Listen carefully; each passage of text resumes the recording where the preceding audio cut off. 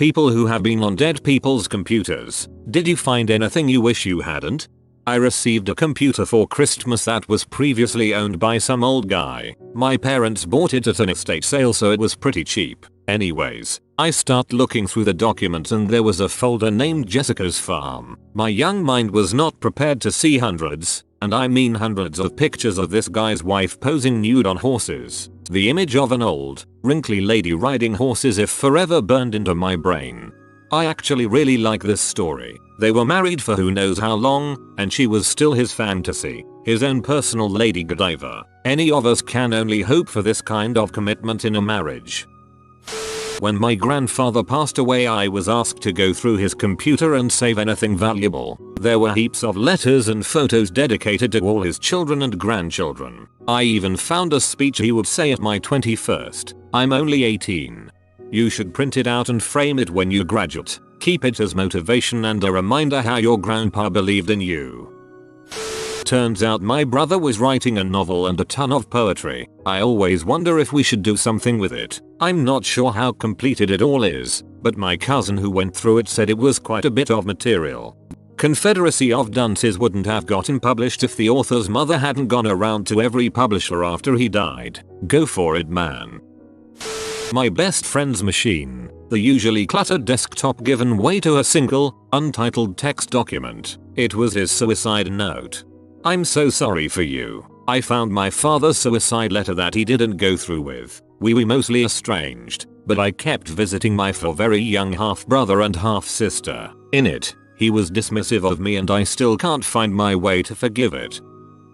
A few months after my wife passed away suddenly, I finally got around to cleaning out her PC and laptop. I'd barely gotten started when I came across a file that had its file associations removed. She did all the financial stuff, so I had to find out if it was something important. Of course, my first try was Word document, and sure enough it loaded up. Yeah, it wasn't financial. Turns out she'd written a list of lifetime goals that she wanted to reach, and it had been updated only weeks before she passed. A list of about 30 things she'd dreamed of doing, and only about 4 or 5 were crossed off. I didn't get much done after that.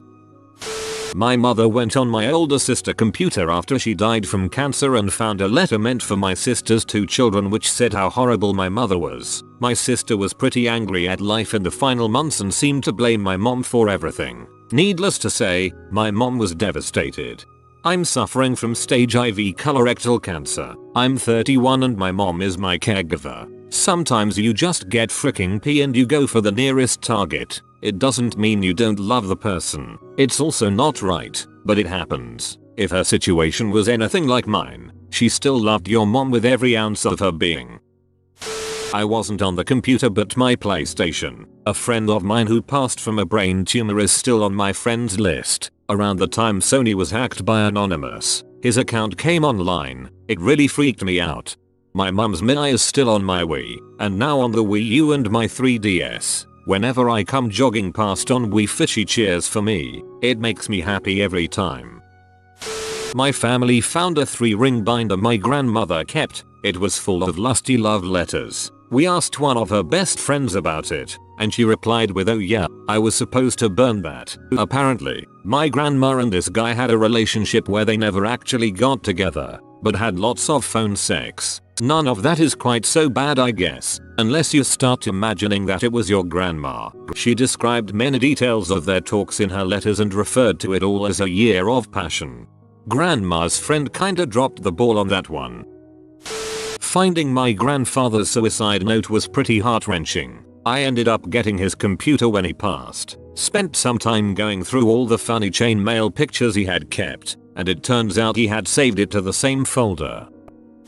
My roommate passed away in a car accident. I deleted all the questionable content from his computer and threw away his P before his family came and went through his stuff. You're a good roommate. I had a dead man's computer brought in for clean and repair by his granddaughter as she was going to be using it now he had passed on. In the DVD drive was a P movie. I can't remember the title but it was outrageous, like CM guzzling S6. Well, maybe not that outrageous. However, after repairing the computer I kept the DVD in the shop, you know, to protect Gramps' dignity, etc. My father died a few years ago from colon cancer. Even though I was only 19, my brother was significantly younger when we lost him. He was 7. My father and brother would watch a movie usually every other night, and a few months ago I finally got around to cleaning up his computer. I looked through his folder where he downloaded movies to, and the last film he downloaded was Spirited Away, and it was the night before he passed away. Needless to say, we watched it together that night. That's a send-off movie if I ever saw one. When I was 18, I took my older brother's computer after he died in a car crash. He was the sort of guy that people loved to be around, always laughing, joking. He made people feel good about themselves. His car had run into a grouping of those cement Jersey barriers on a road under construction. No other cars were involved, and there were no signs that he had hit the brakes. He must have dozed off. While emptying his room in his house, we found a set of crumpled papers. They were the unfinished first sentences of suicide notes. But he never left a completed note, and instead chose to throw these drafts away. Maybe he sat down to write a note, decided he didn't want to die, needed some air, went for a drive, got into an accident. I couldn't understand how this happy, great guy that I loved could be so unhappy. So I searched his computer for any clues. I was prepared to look in every corner for a clue, an internet history, an AIM log. This was back in the day, a photo, an email, anything. There was nothing. Not just nothing strange, nothing at all. He had already wiped his computer clean, probably anticipating that his little brother would inherit his computer and snoop around. It still doesn't confirm or deny anything for me. I feel certain that he intended to kill himself, but I've never been more upset to find absolutely nothing. After reading all these stories, this seems worse than actually finding something. Was tasked by a friend of a parent to wipe a computer that belonged to his son who committed suicide. I could have just wiped it, but a morbid curiosity and a feeling I was erasing the last of this person drove me to first delve into the files. What I found was essentially a diary of the son's last days, including his very last, which had been typed just minutes before he ended his life. There was something profound in reading those notes, knowing I am the only one who will ever know his last thoughts. I don't really regret or wish I hadn't seen what I did. The last time I shared this experience, I was made to feel guilty for invading the dead son's privacy. I still feel a little guilty for that, but I'm still glad I did so. The kid needed someone to listen to him, and well, even though it was too late, someone did. It's just a shame it couldn't have been earlier. I'm glad you listened. I'm sure the reason he left it behind was that someone could listen to him. Oh, good. This story. So my uncle took crap tons of pictures, just all the dang time. We didn't actually realize the scale of this until I had to look through them all after he died. Turns out we could have lost every single picture ever taken of me, my sister, my cousins, and still we'd have a remarkably smooth transition from infant to adult in picture form. That said, we also discovered he liked pee. So much pee. And since we didn't want to accidentally throw away some priceless picture, I had to go through 3 hard drives and a couple hundred USBs and CDs of almost entirely pee. Now I was more impressed with his capacity to find and organize things than anything else. 4 gigabytes of named, timestamped videos and pictures of trans women with freakishly large breast implants urinating on men. We have the USB for that right this way. Dude, I am sure someone would buy that collection.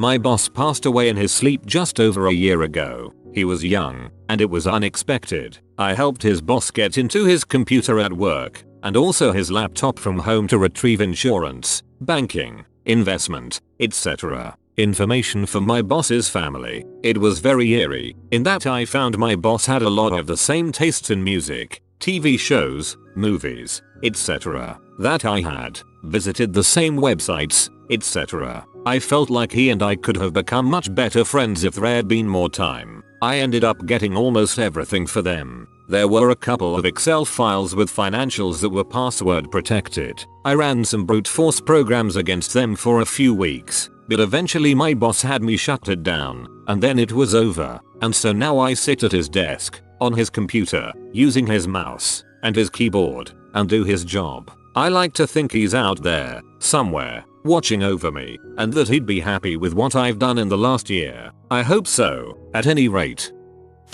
Not a personal computer, but my local library has a set of computers in there and people can get usernames, passwords and use the virtual desktops. Given they have a library card, this old guy would use the computer a lot. I wasn't nosy so I never looked in depth, but he was using a word processor so I assumed he was typing letters or something similar. Anyway, I volunteered there over the summer, and I had to close out inactive library cards, or ones that hadn't paid dues. Basically this meant I was deleting accounts by logging onto their virtual desktops and cleaning them out. The old man showed up in the lineup. Turns out he died a few months before. I opened up his desktop and went to documents, because curiosity got the better of me and I wanted to see if he had anything some relatives wanted or something. There was his life, encompassed in 2 folders. Folder 1, novel. He was writing a memoir of his tales in World War II. Folder 2, Missy. Missy, from what I could collect, was his wife.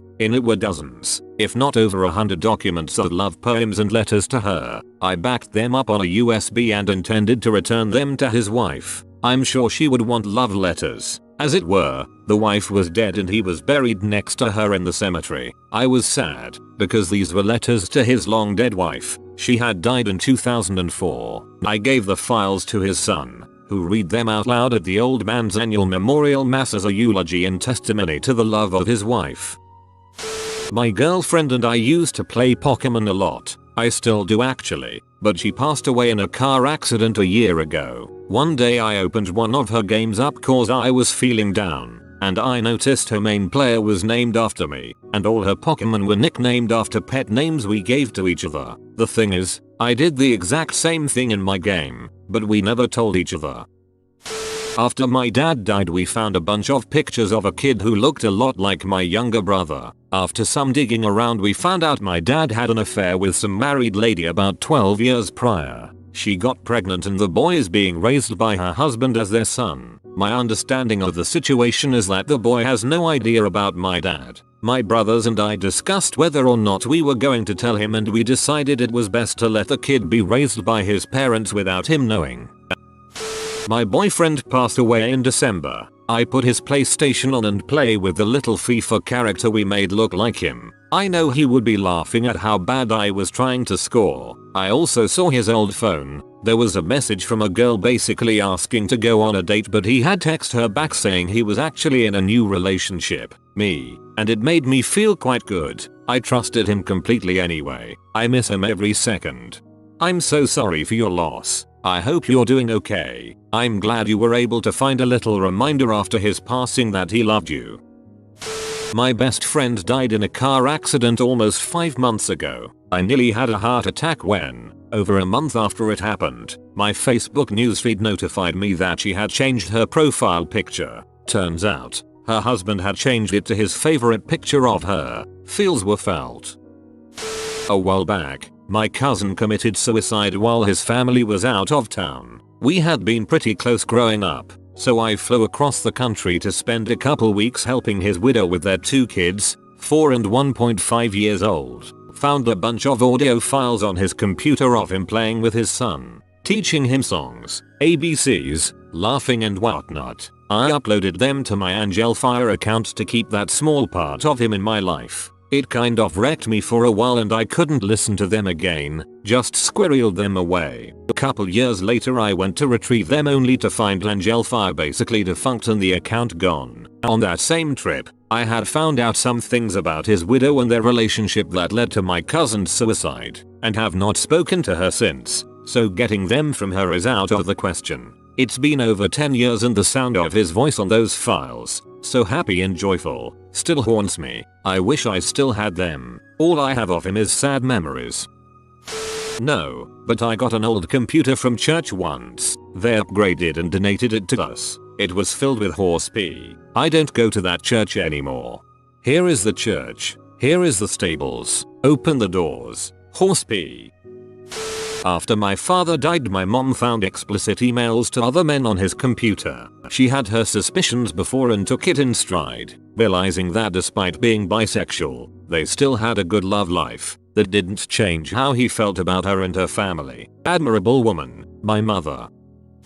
I sometimes help out at a charity that ensures sex workers have access to condoms and can reach out to police if they suffer violence, etc. At one point we threw a fundraiser that sold art created by former or occasionally current sex workers and showcased the art of one deceased woman in particular, who I believe was about to begin transitioning to a man. I was given her hard drive through a friend of the family that worked at the organization and asked to retrieve what I could of her art and her life. My memory is a little fuzzy on most of this, but I think her death happened in the early 2000s. She had a fairly large Napster directory, and I think it was a Windows XP machine. To be honest, I don't think I found anything I wish I hadn't. Instead, I found a trove of beautiful art and a small window into someone's life. She was both a hobbyist and a professional photographer who had a webcam she made good use of. I saw her travels to India and South America. I saw friends of all shapes and sizes, mainly muscular and heavily tattooed, and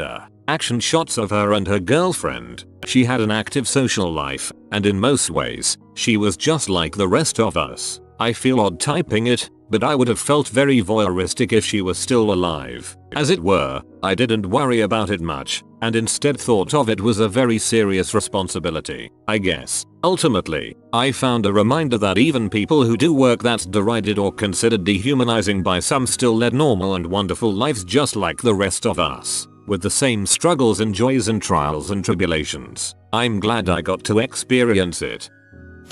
Well, it's my cousin and it's on a smartphone. The nurses at the hospital gave my cousin his dad's belongings when his dad passed away, and it included his cell phone. That's how he found out his dad's a cheating bastard and a drug addict. He talked to me about it, and I had to confess I knew about it, but I didn't want to tell him about it unless he asked me since I didn't want to ruin his image of his dad. He decided not to tell his mom to leave her with great memories. She never knew since her husband was always busy and going on business trips.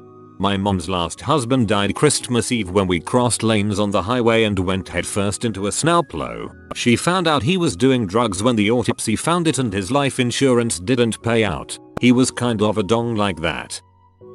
If I was sent to one of these camps, though England isn't so backwards I don't think, I would flirt with the counselors even if they were ugly just to make them feel uncomfortable and let them know that no, I don't want to and aren't going to change. Hashtag feature me, LMFO. If you are new to the channel, you can subscribe. I publish new videos every day. Until then, check out another video, or don't. Either way, have a great day you magnificent people.